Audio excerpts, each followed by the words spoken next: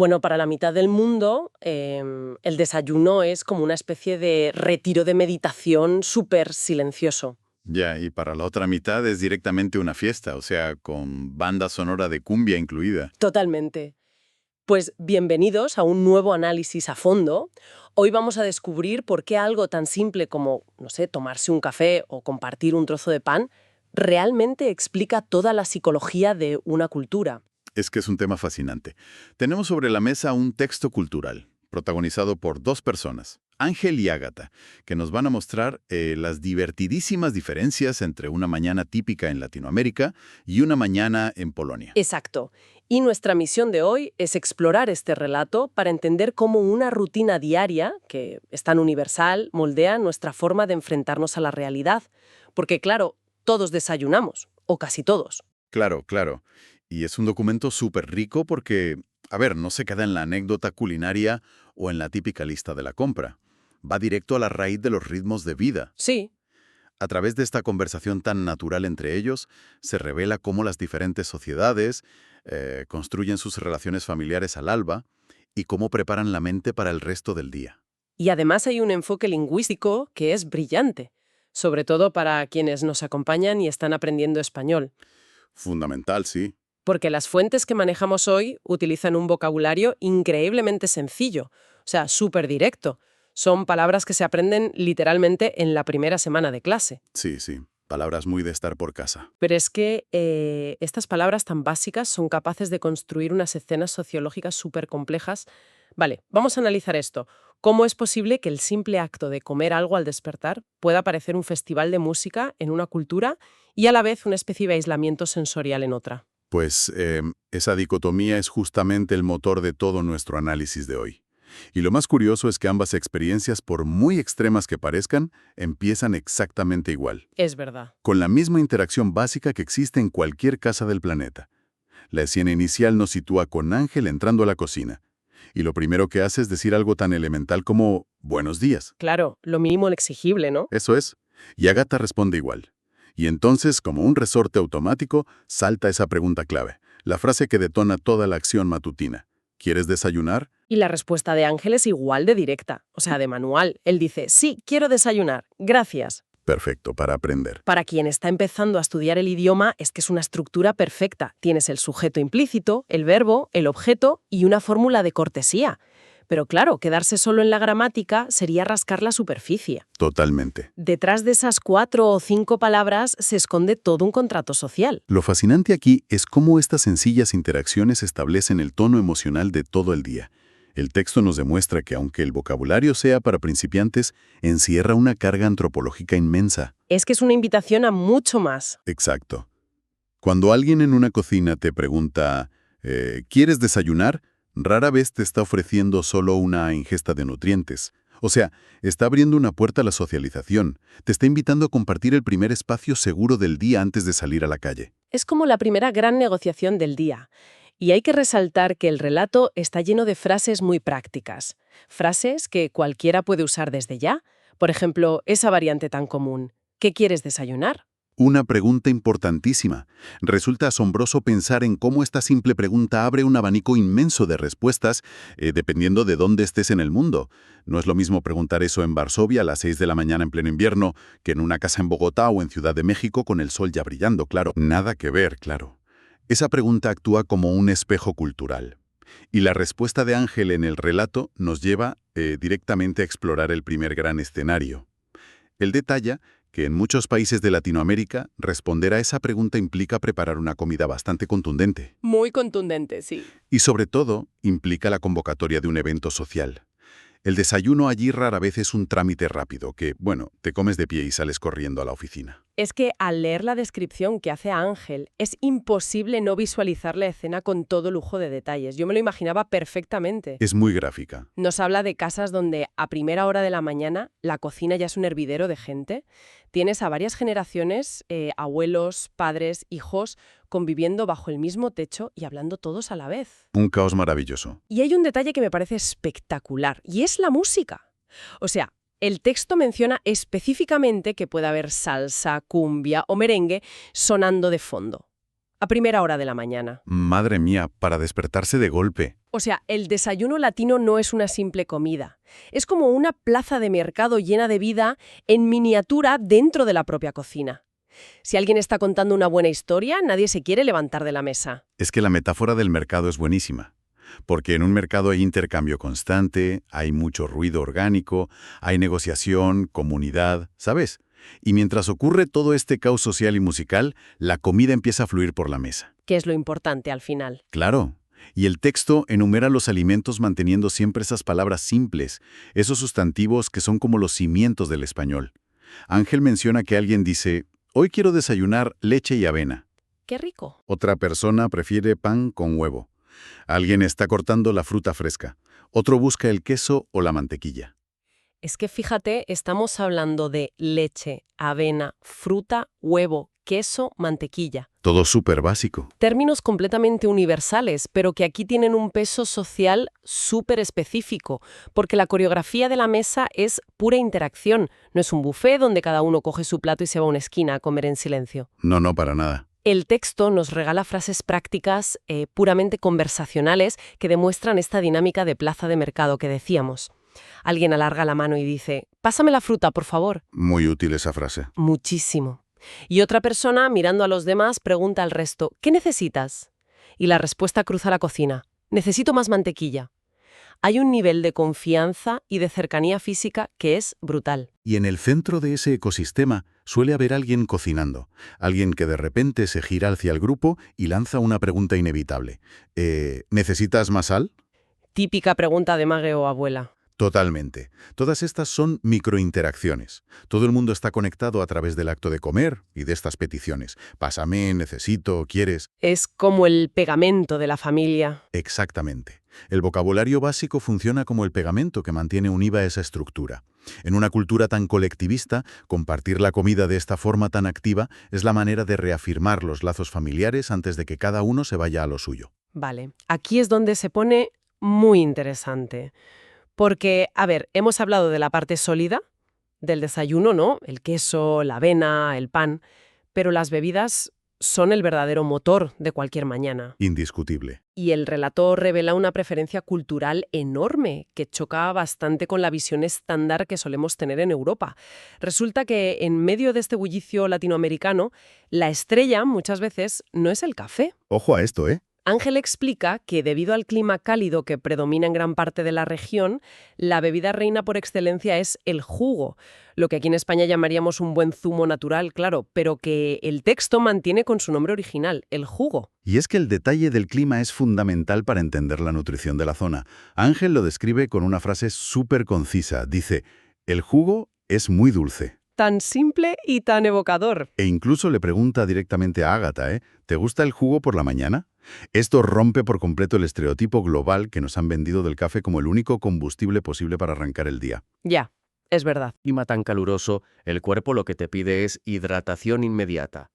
Y el azúcar natural de la fruta fresca te da ese pico de energía rápida y súper refrescante. Aunque, bueno, para ser rigurosos con las fuentes, hay que decir que el café también tiene su espacio en ese mercado matutino. Faltaría más. Cuando el café hace su aparición, pues surgen esas preguntas de logística familiar, tipo, ¿quieres café? Claro, no puede faltar. Y atención a esta otra pregunta que delata totalmente la latitud.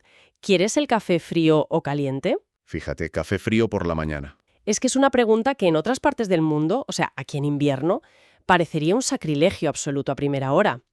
A lo que se suele responder, de forma cortita y educada, caliente, por favor. Y bueno, incluso el té tiene su momento de gloria en el texto, a veces protagonizando pequeñas quejas así medio de broma, con alguien diciendo, el té está frío. Qué bueno. Toda esta escena construye una imagen de abundancia que, va mucho más allá de las calorías. Hay una abundancia sensorial tremenda. Sí, de estímulos por todas partes. Tienes sabores dulces y salados, texturas crujientes y suaves, temperaturas frías y calientes, los ritmos de cumbia de fondo, las voces cruzándose. Es un despertar volcado completamente hacia el exterior, hacia los demás. Hacia la tribu, como decíamos antes. Eso es. Quien participa en este desayuno se conecta con el mundo físico y con su comunidad en el segundo exacto en el que pone un pie fuera de la cama. Es como una especie de recarga de batería comunitaria. Es una recarga espectacular, desde luego. Estoy segura de que a más de uno le encantaría despertarse así. Pero claro, el análisis que tenemos hoy entre manos se titula El desayuno latinoamericano y el desayuno polaco. Ah, claro, la otra cara de la moneda. Así que tenemos a Ágata, ella está escuchando toda esta descripción súper vívida de la cumbia, la fruta fresca, el huevo, el jugo dulce. Y claro, tiene que hacer la transición para explicar su propia realidad.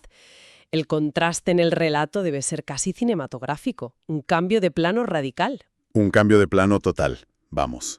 Si el desayuno latinoamericano está diseñado para conectar con la comunidad, la rutina que describe Ágata en Polonia está diseñada fundamentalmente para conectar con uno mismo.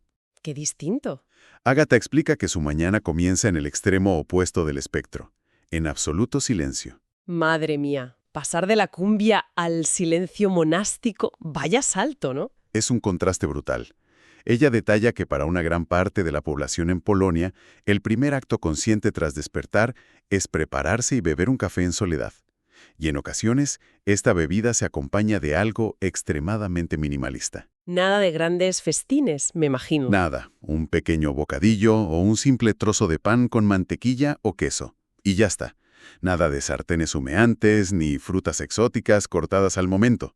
Un trámite mucho más ligero. Sí, pero es que es un instante de recogimiento. El texto señala de forma explícita que la gente aprovecha ese momento de quietud para pensar en el trabajo o en las responsabilidades inminentes del día.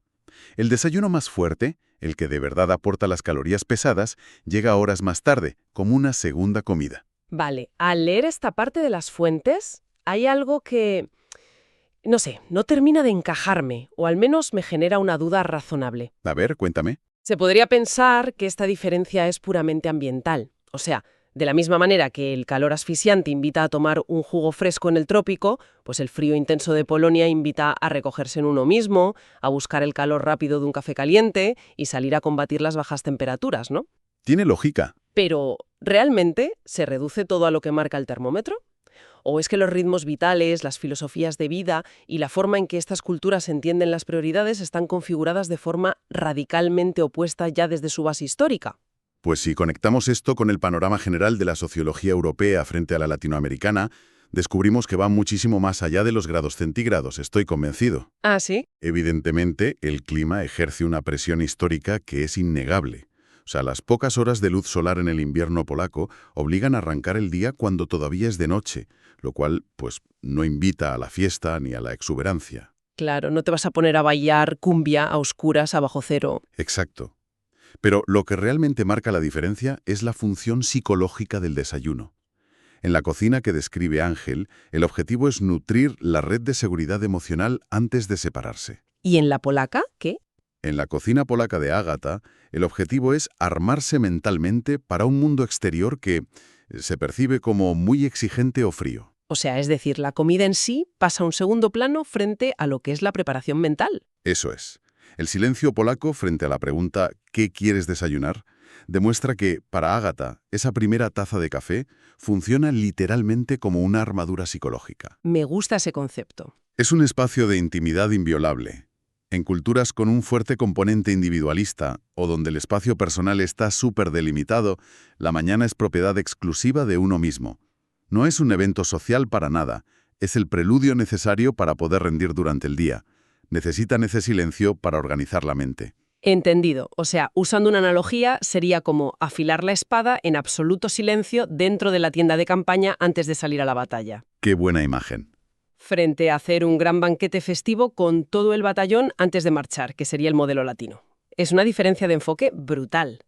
Y el propio Ángel lo reconoce abiertamente en el texto. Fíjate. Sí, él se sorprende mucho. Él relata que la primera vez que tuvo la oportunidad de observar un desayuno polaco en vivo, esta diferencia cultural le dejó estupefacto. O sea, él esperaba el caos natural de voces preguntando ¿qué quieres desayunar? O ¿me pasas el pan? Lo que él conocía, vaya. Claro, y de repente se encontró con una escena que empezaba simplemente con el sonido de una cucharilla removiendo un café y un momento de profunda contemplación silenciosa. Presenciar ese choque cultural en tiempo real tiene que ser fascinante. Es que es la colisión de dos paradigmas totalmente distintos. Pasar de un entorno donde, bueno, el afecto se demuestra acercando un plato de fruta y quejándose entre risas de que el té está frío, a un entorno donde el respeto máximo se demuestra manteniendo el silencio. Para no molestar, claro. Exacto, para no interrumpir los pensamientos del otro mientras sostiene su taza humeante. Son dos formas completamente estructuradas, lógicas y súper válidas de poner en marcha la maquinaria humana, ¿sabes? Y ambas utilizan exactamente los mismos elementos básicos, o sea, agua, café, pan y tiempo. Entonces, ¿qué significa todo esto? A lo largo de este análisis hemos transitado por dos mundos que, a simple vista, parecen no tocarse en ningún punto. Parece que no tienen nada en común, la verdad. Hemos repasado un vocabulario fundamental que, sinceramente, es oro puro para cualquiera que esté aprendiendo las bases del idioma. Palabras elementales pero superpoderosas, como el pan, el jugo, el café, la avena, el queso, el huevo, la mantequilla, la leche y la fruta. La lista de la compra perfecta. Cosas como ¿qué quieres desayunar? Pásame la fruta, por favor, o necesitas más sal. Pero si nos alejamos de la lección estrictamente lingüística, el relato de Ángel y Ágata nos enseña algo muchísimo más profundo. Sin duda, nos revela la universalidad del ritual. Exacto. A pesar del tremendo contraste entre el ruido, el ritmo de la cumbia y el silencio absoluto de la reflexión introspectiva, ambas realidades convergen en el mismo punto exacto. Así es. Compartir alimento y bebida al alba, ya sea en una mesa atestada de platos interactuando a gritos limpios o compartiendo la quietud de una cocina fría con un simple café, es un acto con un peso casi sagrado. Ambas culturas le otorgan un valor incalculable a esos primeros 15 minutos del día. Es un punto de encuentro perfecto. Y de hecho, el texto fuente se encarga de cerrar este análisis comparativo con un detalle de un encanto brutal, me parece a mí. Cuéntame. Pues que Ángel, después de explicar todo su bullicioso mundo, le hace una última pregunta muy directa a Ágata. Él le dice, ¿te gusta el desayuno latino? La pregunta del millón. Claro. Y ella, que viene de esa tradición de mañanas insonorizadas y de preparación mental individual, responde afirmativamente. O sea, a Ágata le fascina la idea. Vaya, no me lo esperaba. Sí, le resulta enormemente atractiva la concepción de un desayuno con música de fondo, rodeada de varias generaciones de su familia y teniendo el tiempo físico y sobre todo la disposición mental para escuchar una buena historia antes de que empiecen las obligaciones del día. Bueno, es que hay una atracción natural hacia lo opuesto. O sea, es muy difícil resistirse a la calidez de una buena anécdota contada con banda sonora mientras alguien te acerca la mantequilla, ¿no? Imposible resistirse, la verdad. Tiene todo el sentido del mundo que a Ágata le parezca una idea fantástica, a pesar de que choque de frente contra su rutina súper consolidada del café solitario. Demuestra que, al final, el ser humano tiene una curiosidad innata y siempre está abierto a experimentar otras formas de vivir estas microrutinas tan cotidianas. Por supuesto. Y por el otro lado, Ángel también muestra admiración por esa capacidad polaca de encontrar la paz interior y el orden antes de enfrentarse al caos diario. Esa seducción mutua por la cultura ajena es el verdadero mensaje del texto. Qué bonito eso. No se trata de qué desayuno es nutricionalmente superior o cuál te hace más eficiente, sino de cómo cada uno responde a una necesidad humana diferente. O sea, la necesidad de pertenencia frente a la necesidad de orden mental. Es una dualidad perfecta. La plaza del mercado, que te recarga de energía a través del contacto con los demás, frente a, bueno, la armadura psicológica que te forjas tú mismo en el silencio más absoluto. Totalmente. Y esto plantea una pregunta importante para reflexionar tras este análisis. Se ha visto con muchísima claridad cómo el entorno físico, el ruido, la presencia de música, la cantidad de personas alrededor o el absoluto silencio, pues configuran la estructura mental para las horas siguientes. Te marcan el día entero, ¿sí? Entonces, si asumimos que la forma de desayunar moldea verdaderamente la actitud frente a la jornada, cabría plantearse un experimento sociológico a nivel personal. O sea, ¿qué ocurriría si una sociedad entera decidiera adoptar, de repente, la rutina matutina de una cultura situada en las antípodas de la suya? Un caos al principio seguro. Imagínate, Se podría pensar si la forma de gestionar el estrés laboral, de resolver conflictos o de relacionarse con el entorno cambiaría radicalmente si un hogar acostumbrado al aislamiento empezara sus mañanas con salsa a todo volumen en la cocina. Me encantaría ver eso, la verdad. O viceversa. ¿Qué pasaría si un entorno tradicionalmente superbullicioso impusiera 10 minutos de soledad absoluta y de contemplación silenciosa, con un simple trozo de pan, antes de poder pronunciar siquiera la primera palabra? Bueno, es un experimento mental fascinante que invita a mirar de otra manera nuestra propia rutina. Quizás mañana, cuando suene el despertador y empiece esa primera transición hacia la conciencia, merezca la pena observar si nuestra cocina se parece más a un mercado vibrante o a un refugio de preparación zen. Y sobre todo, pensar en el peso cultural inmenso que tiene algo tan simple como ofrecer un vaso de leche. En fin, nos despedimos por hoy. Ha sido un verdadero placer desgranar estas realidades en este análisis a fondo. Hasta la próxima. Hasta la próxima. Un saludo.